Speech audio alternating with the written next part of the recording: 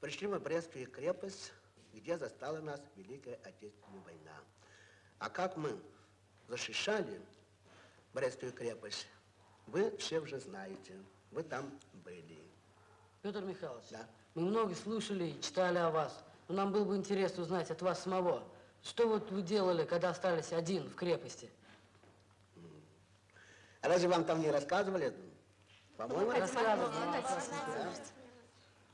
Лично из меня, да? Да. Ну ладно.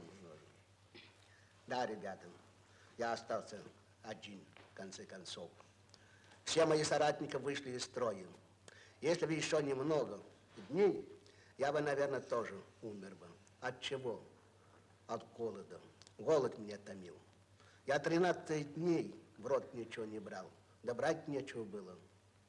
Вот тогда я начал питаться прессованным комбикормом, состоящий из каких-то зерен, подсолнечного шмыха, отруби, измельченной соломы и мекина. А жажду утолял настоящей затклой водой.